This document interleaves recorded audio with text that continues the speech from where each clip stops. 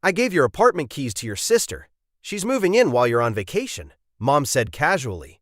I'd been gone 4 days of a 10-day trip. My sister had already changed my locks and moved in her furniture. I didn't cut the trip short. I called my landlord from a beach in Greece. 10 minutes later, my phone exploded. 41 calls in a row. What the landlord did next changed everything. My name's Arnold. I'm 33 and I'm a psychologist. The kind who tells people to set boundaries, breathe through panic, and stop letting guilt run their life. In my family, I'm the stable one, the one who has it together, the one who doesn't need help, which really means I'm the one everyone feels comfortable using. I live alone in a small 2-bedroom apartment I've rented for 3 years. Nothing fancy, clean, quiet, close to my office. I like routine. I like my own space. I like not feeling tense in my own home. So when I finally took a real vacation for the first time in years, a 10-day trip to Greece, I promised myself I would not check my phone every 5 minutes.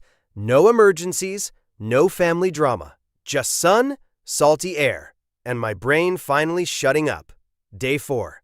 I'm on a beach. Cheap little umbrella, sand sticking to my legs. I'm halfway through a bottle of water and thinking, wow, I might actually relax. My phone buzzes. Mom flashes on the screen. I almost ignore it. I answered anyway. Hey, everything okay? Her voice was bright, too bright, like she was calling to tell me about a new recipe. Oh, honey, quick thing, she said casually. I gave your apartment keys to your sister. She's moving in while you're on vacation.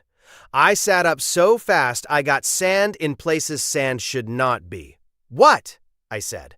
Mom, what do you mean you gave her my keys? It's fine, she said, in that tone that means I already decided and your feelings are inconvenient. She needs a place for a bit. You have 2 bedrooms. You're not even there. Mom, I didn't agree to that. She's your sister, Arnold. Don't be dramatic. My throat went tight. I could hear the ocean, people laughing, some guy yelling at a kid to stop throwing sand, and my mother was acting like she borrowed my toaster. Where did you even get my keys? I asked. She hesitated for half a second. Just enough. I had the spare, she said. My stomach dropped. I had a spare key in my desk at home, in my office. I hadn't given it to her. I definitely hadn't given it to my sister, Leah. Leah is 29 and has been going through a hard time since she was 16. Always a hard time. Always a crisis. Always someone else's fault. I swallowed. Put her on the phone. Mom sighed, annoyed like I'd asked her to do taxes. Then Leah's voice came on, smug and chipper. Hey, Greece, huh? Must be nice. Leah, I said, slow. You are not moving into my apartment. She laughed. It's temporary. Get out, I said. I'm serious. You're so controlling, she snapped, like I was being unreasonable for wanting strangers out of my home. Mom said it's fine. It's not fine. I said, I'm calling my landlord. Leah did this little fake gasp. Oh my God, you'd seriously do that? Yes, I said. I'm doing it right now. Then Mom jumped back in sharp. Arnold, do not embarrass this family. I stared at the horizon like the sea might swallow me whole. You already did, I said quietly, and I hung up. My hands were shaking. I could feel my heart thumping hard, like my body was trying to outrun the situation. I didn't cut the trip short. I didn't scream into the phone. I did what I tell clients to do when they're spiraling. I got specific. I got calm. I opened my email, found my lease, found my landlord's number, and called him from a beach in Greece. 10 minutes later, my phone exploded. 41 calls in a row. Mom, Leah, my aunt, 2 cousins I barely speak to. And a voicemail from Leah that started with, "You're actually insane." That was when I knew. Whatever my landlord did next, it hit them harder than any argument ever could. Here's the part that makes me feel stupid. This wasn't random. This was the end of a long pattern I kept tolerating because I wanted to be the bigger person. Growing up, Leah was the storm and I was the umbrella. If she forgot homework, it was my job to remind her. If she got into trouble, I was supposed to understand she's sensitive. If she screamed at Mom would cry to me later and say, "You know how she is." And if I ever pushed back, I was cold, ungrateful, judgmental. I paid my way through college with scholarships, loans, and working nights at a crisis hotline. I studied psychology because I genuinely wanted to help people, but also because I wanted to understand my own family without losing my mind. Leah bounced. Jobs, roommates, boyfriends, business ideas, random online courses she never finished. Every time she hit a wall, she landed on Mom's couch. And Mom would call me like I was the emergency fund.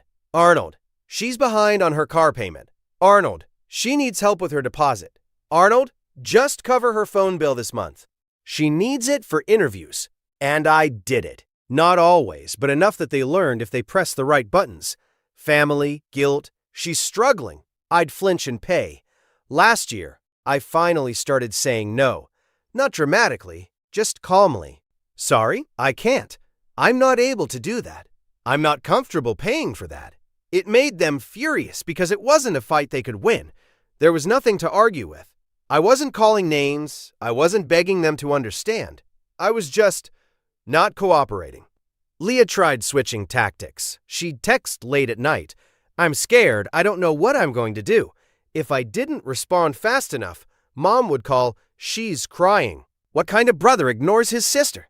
Then came the passive-aggressive stuff. Family dinners where Leah would say loud enough for everyone to hear, must be nice having money. Or, some people really forget where they came from. Or my favorite, a therapist who can't even help his own family. Wow!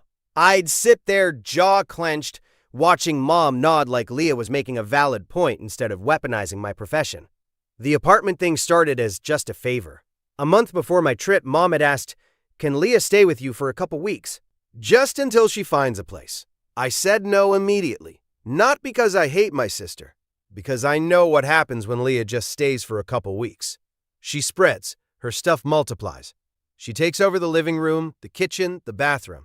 She forgets to pay for groceries, but somehow orders takeout. She brings random people over. She leaves messes and says, I was going to clean. And when you finally tell her to leave, she cries and tells everyone you kicked her out. So I told Mom, no, I need my home to be my home. Mom's tone turned icy. So you'd rather your sister be homeless? I said, I'd rather you not make me responsible for her choices. That line landed like a slap. Mom didn't talk to me for a week after that. Leah, meanwhile, went on a social media pity tour. Vague posts like, crazy how the people who claim to love you disappear when you need them most. Family members started texting me like I was a villain in a movie. My aunt, your mother did so much for you. A cousin, Leah's in a bad place. You're her brother. Nobody asked what Leah had done to get there. Nobody asked how many times I'd helped before. They just saw a script. Arnold provides. Leah receives. Mom manages. Then I left for Greece. I told Mom 2 things before I boarded the plane. Do not go into my apartment. Do not give anyone my keys. Mom smiled like I was being cute. Of course, honey. So when she said it on day 4, so casually, I realized something that made my stomach turn. She didn't see my apartment as mine. She saw it as family property, and she saw my boundaries as suggestions. While I sat on a beach in another country, my sister was in my home. And I didn't even know the worst part yet, because I texted my neighbor, an older guy named Stavros who lives across the hall and hates noise, and wrote, hey, weird question, did you see anyone moving stuff into my place? He replied 2 minutes later, your sister, she had men with a truck. Loud. Also, locksmith. Locksmith. I stared at that word like it was written in fire. Leah hadn't just entered my apartment, she'd changed my locks. And my mother had helped her do it. I stepped away from the beach crowd and called my landlord, Mark. Mark is one of those no-nonsense older guys who has seen every tenant scam on earth. He's polite, but he doesn't play. He answered on the second ring. Arnold? Mark, I said, trying to keep my voice steady. I'm out of the country. My mother gave my keys to my sister. She broke into my unit and changed the locks. There was a pause. Then Mark said, very calmly, she did what? I didn't give permission, I said. I have texts, I can forward them. My neighbor saw a locksmith. Mark's voice went cold. That's an illegal lock change. That's trespassing. That's also a lease violation if someone's living there who isn't on the lease. I let out a breath. I didn't realize I'd been holding. What do I do? Mark didn't hesitate. You do nothing. I handle it. I blinked. You handle it? Yes, he said. Email me the details. Right now. So I did.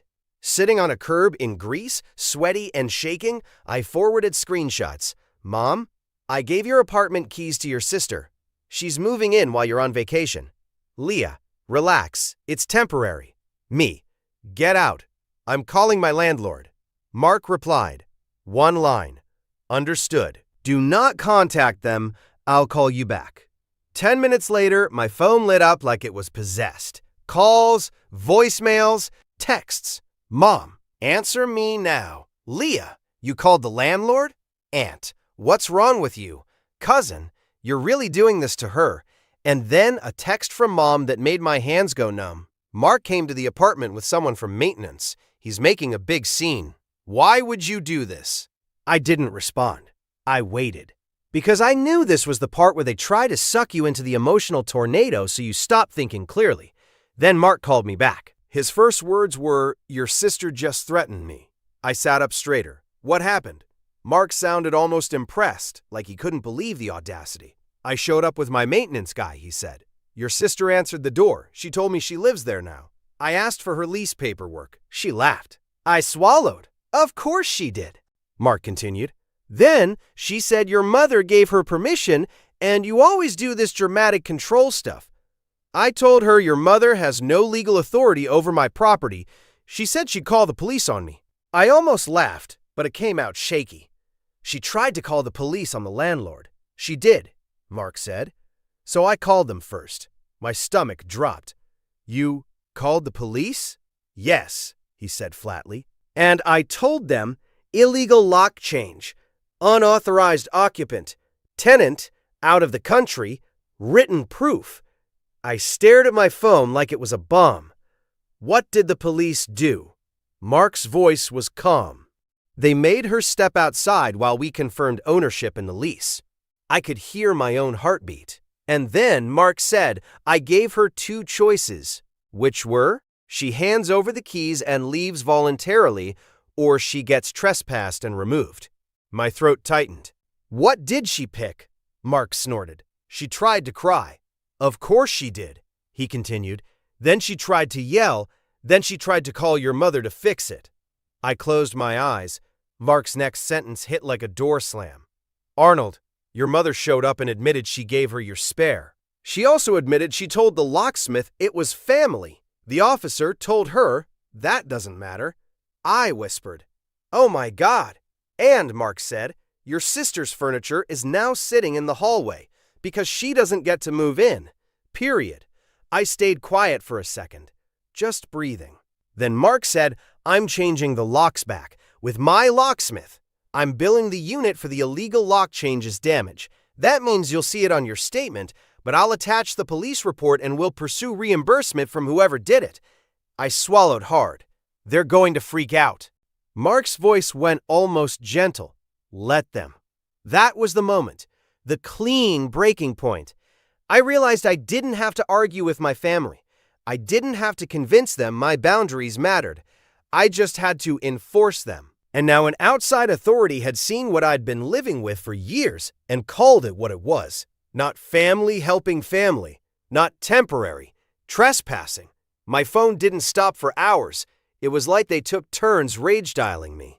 41 calls became 60-something by that night. The voicemails were a spiral. Leah, crying. Mom, furious. Aunt, guilt. Cousins, you're tearing the family apart. I sat on the balcony of my hotel room in Greece, listening to waves in the distance, and felt this weird split inside me. Half of me felt sick and shaky, like I just watched my life fall apart. The other half felt lighter. Because for the first time, my family's chaos wasn't inside my apartment. It wasn't sitting on my couch. It wasn't eating my food and wearing my towels and leaving their problems in my sink. It was outside, contained, and I didn't have to fix it. The next morning, Mark emailed me a short summary and attached the police incident number. He also attached photos. My hallway. Leah's couch wedged sideways near the elevator. Boxes labeled Leah Kitchen. a lamp I recognized from Mom's living room, and then one photo that made my stomach flip. My old lock, removed, sitting on the floor. I forwarded Mark's email to myself in a special folder, not because I enjoyed it, because I knew my family, they'd rewrite the story the second they could. So, I kept receipts. Mom finally texted something that wasn't just screaming. "Arnold, we need to talk like adults." I replied one sentence. "You broke into my home." She called immediately.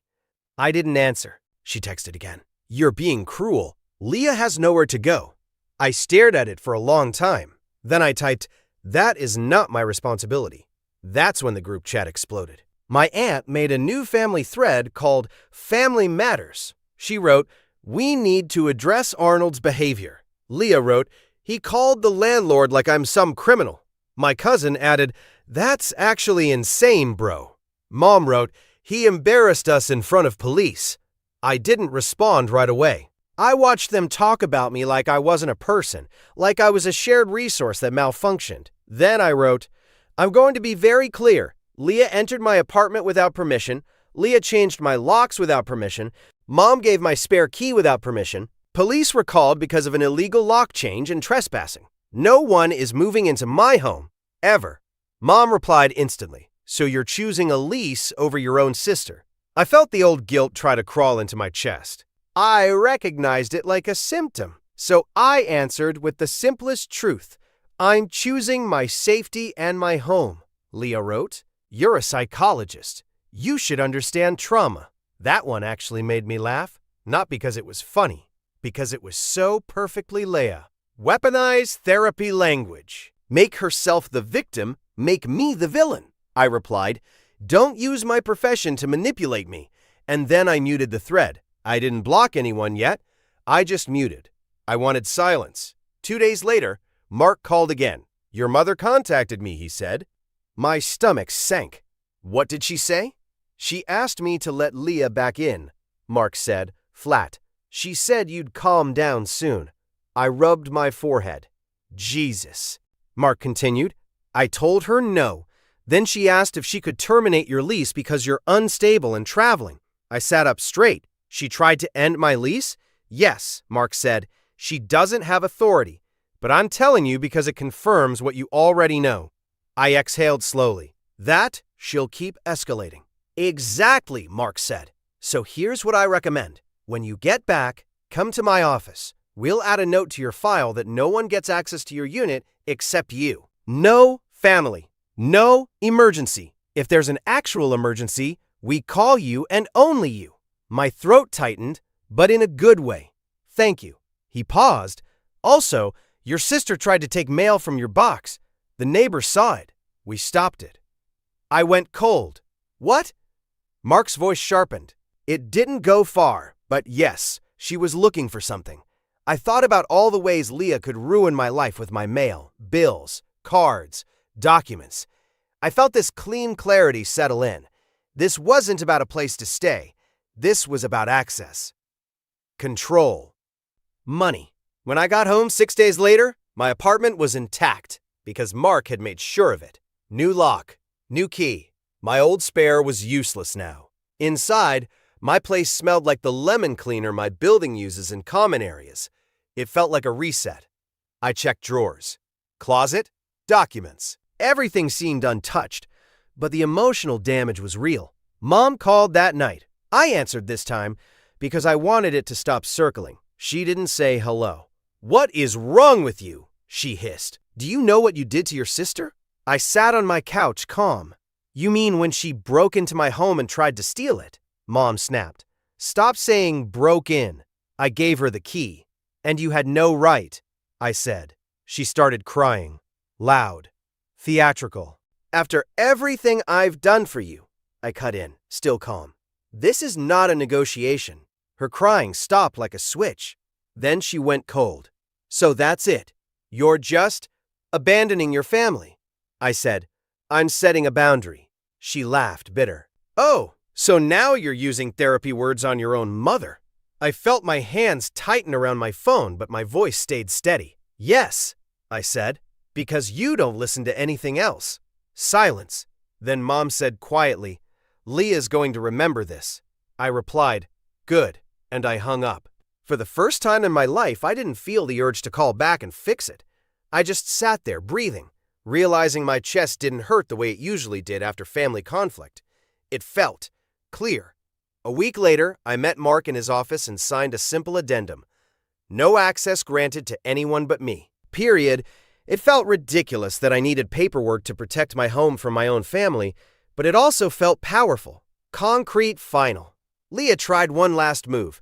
She showed up outside my building and texted, "Come down. Let's talk," I replied. "No," she wrote. "You're really going to do this over a door." I stared at the message and realized how committed she was to minimizing what she did. Not "I'm sorry," not "I was wrong." Just, "Why are you making it a big deal?" So I texted back, "It wasn't a door. It was my consent." Then I blocked her. I blocked Mom too, after she left me a voicemail calling me a selfish little man who thinks he's better than everyone. I sat in my quiet apartment afterward, and I thought about how many clients I've had who describe family like mine. Families where love is conditional, where help is actually control, where family is used like a leash. And I thought about how often people like me, responsible, stable, fine, are expected to absorb everyone else's chaos without complaint. Here's the moral, plain and simple. If someone can't respect your boundaries, they don't respect you. And if they only love you when you're useful, that isn't love, that's a transaction. My mom didn't make a mistake. My sister didn't need help. They made a plan. They took my home. They expected me to fold. And when I didn't, they tried to punish me with guilt and shame and phone calls. But the funny thing is, once you stop playing your role in the family script, the whole show falls apart. I didn't cut my trip short. I didn't beg. I didn't bargain. I called the one person who actually had authority, and I let consequences do what my words never could. Now my apartment is quiet again. My phone is quiet too. And for the first time in a long time, I feel like my life belongs to me, not to family, to me.